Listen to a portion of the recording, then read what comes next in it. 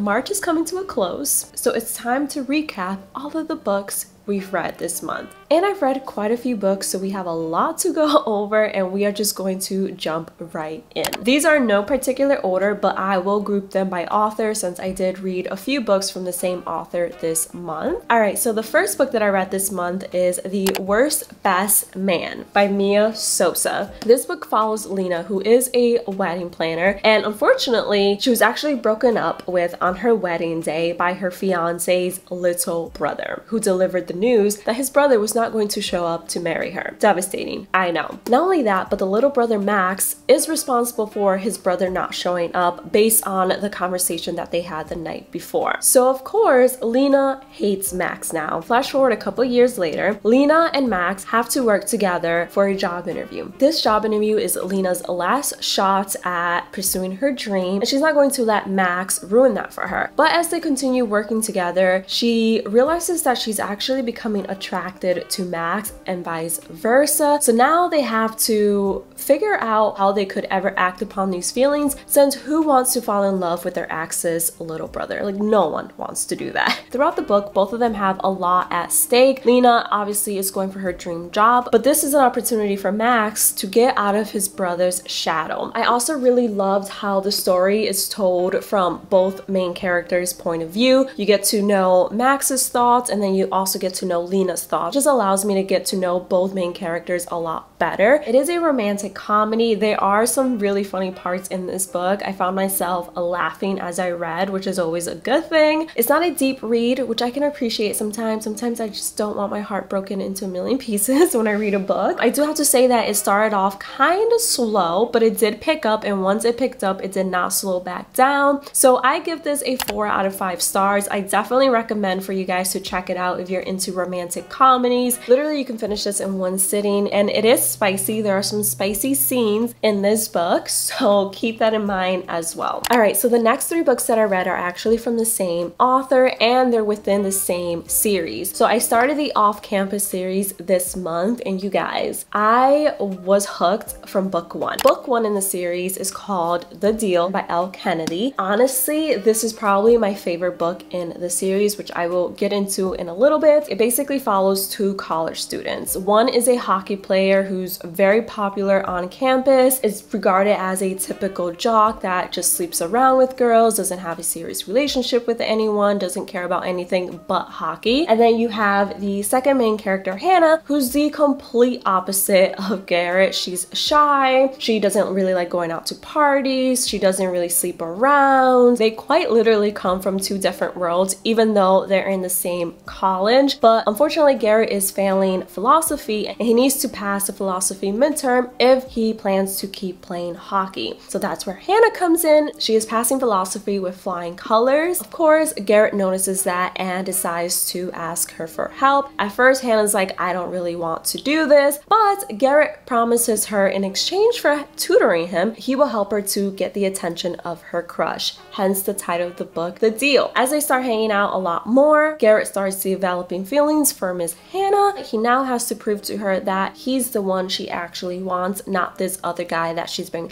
having a crush on the whole school year. I honestly fell in love with both characters, Hannah and Garrett. They're like perfect for each other, and I found myself rooting for them throughout the book. And similar to The Worst Best Man, this book is written from the 2 characters' point of views, so you get to understand Garrett, the main character, very well as Hannah, the second main character. So I really love that I got to get into both characters' head and really understand where they were coming from and all of their emotions and things like that. It's very spicy, so keep that in mind. It did not take me very long to get into the book. I was hooked from the very beginning. Honestly, I give this book a 4.5 out of 5 stars. It almost was a 5-star read because I loved it so much. There are some deep parts in this book. It does touch upon sexual assault, and they also mention drugs a couple times throughout the book. So if that is a trigger for you, probably avoid this book. Next up in the series, we have The Mistake. What I like so much about about this series is that it actually followed the same group of friends. So Hannah and Garrett from the first book are actually mentioned a couple times throughout this book, and I just really enjoy that. But the main characters in this book are Logan and Grace. Logan is Garrett's best friend and teammate. He is basically having a really rough year until he meets Grace, who happens to be a great distraction from Logan's problems. But after a huge mistake, hence the mistake, Grace decides to distance herself from Logan, and now Logan realizes that he actually cares for Grace, so he has to prove to her that she's just not another one-night stand, that he actually cares for her and wants to have a serious relationship with her. This book touches upon addiction, so if that is a trigger for you, stay away from this book. But in that, I really enjoyed this book. It's not as good as the first one. I give this book maybe like a 3.5 out of 5 stars. I loved the character Logan. I didn't really like Grace that much. I mean, I didn't hate her. I didn't connect with her as much as I connected with Logan. Still recommend it, especially if you loved the first book in the off-campus series, but the first book is still my favorite. Super cute, funny at times, very deep, very sad at other times of the book, and very spicy, just like the first book. All of the books in the off-campus series are very spicy. The next book in the off-campus series is called The Score. This book follows two main characters. It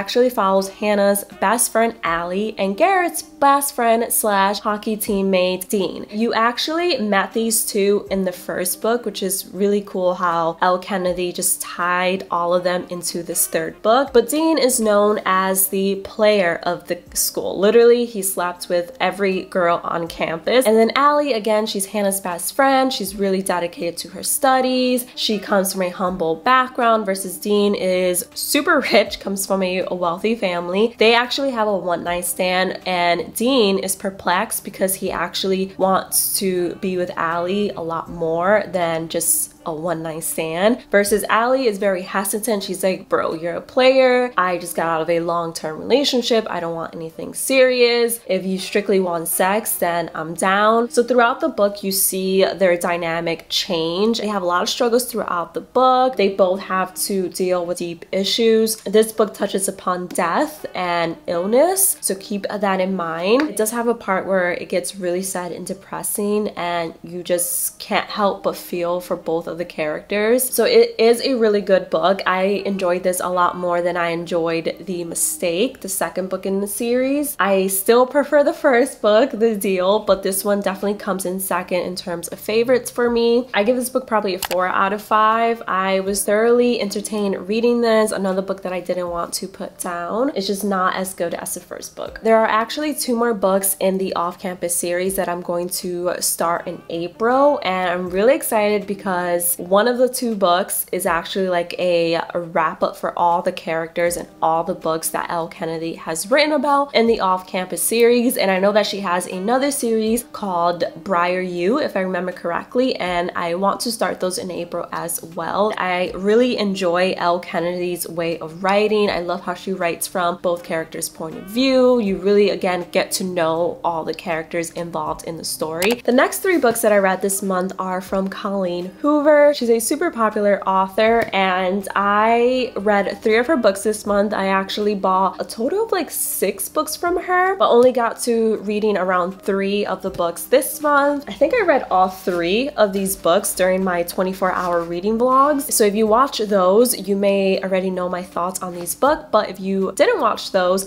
I'll quickly go over my review for all 3 books. The first book that I read from Colleen Hoover was, of course, the most popular one that I've heard everyone talk about. It Ends With Us. This book was a roller coaster of emotions, to be honest. I felt attached to all of the characters, Riles, Atlas, and Lily. I absolutely adored Atlas, and I'm so excited that Colleen Hoover is coming out with a sequel on Atlas's point of view. I cannot wait to read it. But this book follows the point of view of Lily, and basically Lily meets Riles, who is not really interested in a relationship per se, but they both end up falling in love with each other. other, and their relationship quickly progresses into something more meaningful and deep. While Lily is trying to understand this new relationship with Riles, the man that she fell in love with when she was 15 reappears in her life. So she's basically battling her relationship with Atlas and with Riles at the same time, and she's feeling all these different emotions. And I don't want to say anything more because I don't want to give away the book. If you haven't read this book, definitely pick it up, definitely read it. It does touch upon a lot of serious issues like domestic abuse, so if that is going to be a trigger, then maybe don't pick this book up because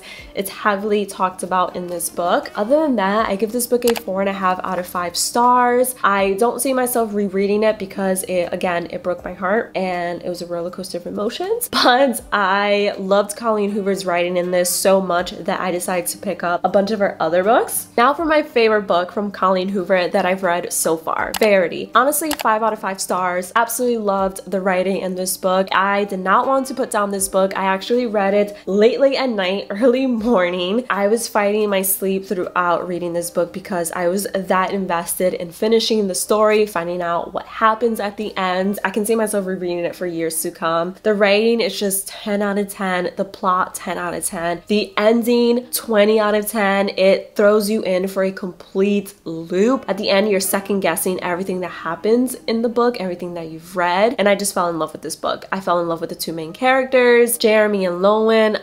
Just love them so much. I will say it does get dark, so keep that in mind. People may not like that. I know that some people really love this book, other people hated it, and there's no in between. I fall within the group that absolutely loved this book, but I will say that it does get dark at times. This book follows the main character Lowen, who is a struggling author that comes across a one-in-a-lifetime chance to finish a series of a very famous author, Verity. Verity's husband, Jeremy, hires Lowen to finish his wife's series of books. I think there's 3 books that she has to finish in total, if I remember correctly, because Verity has recently been in an accident and she can't move at all, so she can't finish the series. Lowen actually moves in with them into their huge mansion where she comes across Verity's autobiography that Jeremy has never seen before. And the contents of the autobiography are so dark that Lowen thinks that she should tell Jeremy to read it because he will see Verity in a different light, and Lowen is actually developing feelings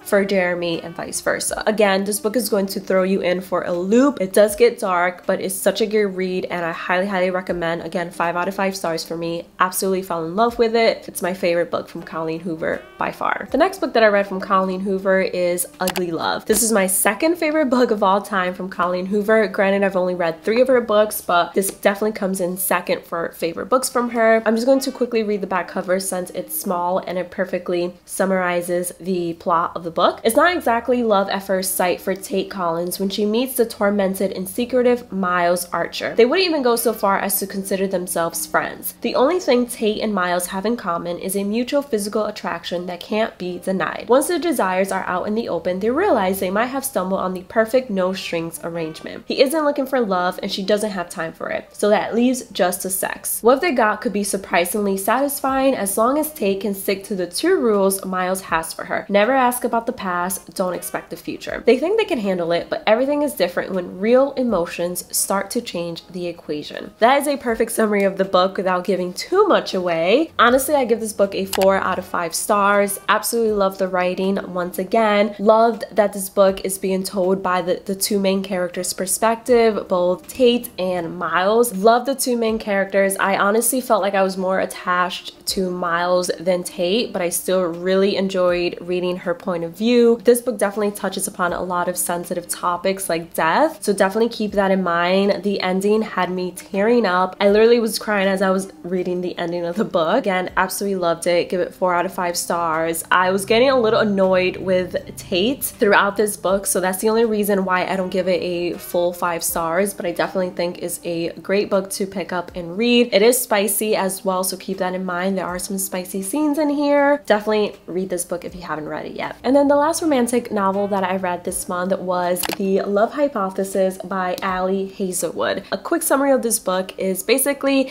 a PhD student kisses a grad school professor in the hallway in the middle of the night to convince her best friend that she is over a certain guy. Her best friend demands to know more of this mysterious relationship, especially since the professor that Olive kissed is known as the asshole on campus. No one likes this professor. He's known as a ruthless professor that just doesn't care about his students, who's really tough to please. But it turns out that when Olive proposes this professor to be her fake boyfriend, he actually accepts. So they set a fake breakup deadline, and by the time that deadline rolls around, they have feelings for each other that they have to now address and navigate through. I freaking love this book. I was smiling the entire time I was reading this book. It is a romantic comedy. There are some funny parts in this book, some heartbreaking ones as well. So sometimes you are going to want to cry while you read this book, but it's just such a cute little read. I loved every single second of reading this book. I actually wish that I could unread it so I can read it again for the first time. It's definitely one of my all-time favorite books. I give it a 4.5 out of 5 stars. So good. One thing that I really enjoyed about this book is that every chapter starts with a hypothesis, and I think that's really cute. One, because the title of the book is called The Love Hypothesis, and two, because both characters are technically scientists, so I just really like that the author kept that same theme. If I'm not mistaken, I think the author is a scientist herself. She's actually a professor and she has a PhD in neuroscience. I love how the author incorporated her scientific background into the plot of the book, and again, just such a good read. There's a reason why it's a New York Times bestseller. If you haven't read it, read it. The next book that I read is another very popular one on TikTok, and it is A Good Girl's Guide to Murder by Holly Jackson. Honestly, the summary on the back perfectly summarizes the book and is short and sweet, so I'm just going to read it very quickly so you guys know what this book is about if you're unfamiliar with the title. Pretty and popular high school senior Andy Bell was murdered by her boyfriend Sal, who then killed himself. It was all anyone could talk about, and 5 years later, Pip sees how the tragedy still haunts her town. Now a senior herself, Pip decides to re-examine the closed case for her final project, at first just to cast doubt on the original investigation. But soon she discovers a trail of dark secrets that might actually prove Sal innocent, and the line between past and present begins to blur. Someone in Fairview doesn't want Pip digging around for answers, and now her own life might be in danger. I honestly give this book a 3.5 out of 5 stars. I did enjoy reading it. I just don't really understand the hype behind it because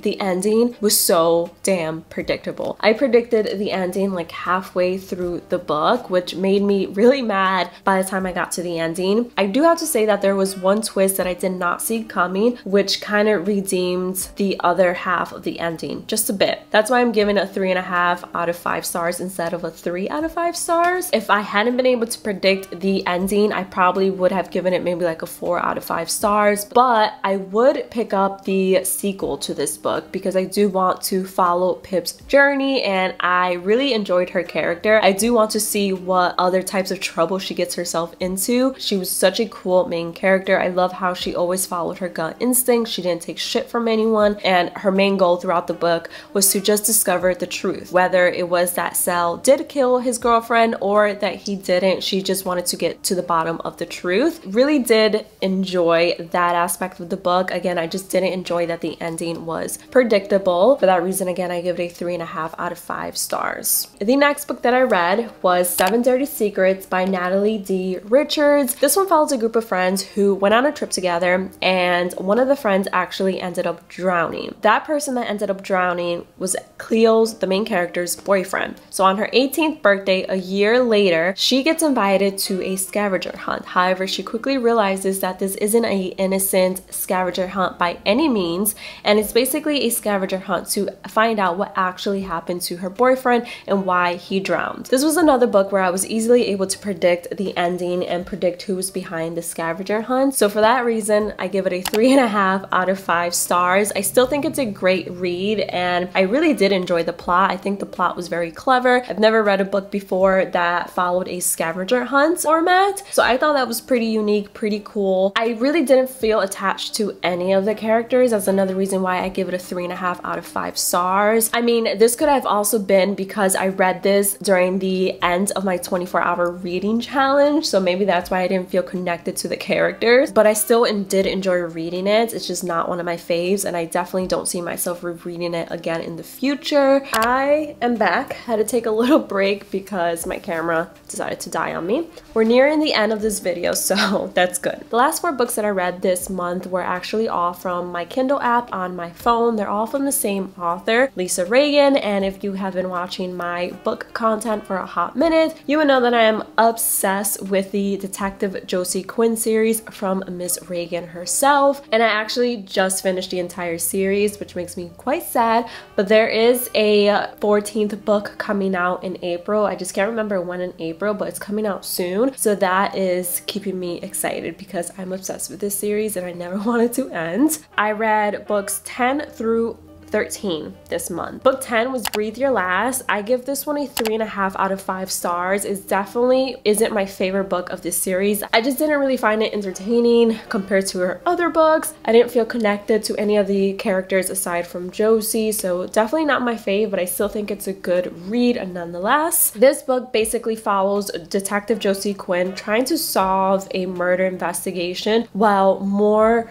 bodies keep dropping in her town. She's actually the only detective on her team that notices a pattern forming, so she has to solve the investigation while trying to not lose her life. Again, still a good read, still full of suspense and mystery, which are 2 of the main reasons why I love this series so much. I just didn't really connect with the plot that much compared to the other books. Another thing is that this is a great standalone book, so if you don't want to read the entire series, I think that if you read this book, you can follow along quite well. You won't feel lost and you will still have a good understanding of what's going on. So this book can definitely be read as a standalone in the series for sure. Book number 11, Hush Little Girl, got a lot better for me. I give this book a 4 out of 5 stars. This book follows Detective Josie Quinn on her wedding day when her team discovers the body of a 12-year-old girl on the steps of the church that Josie is supposed to walk down the aisle in a few hours. The typical life of Josie Quinn, honestly.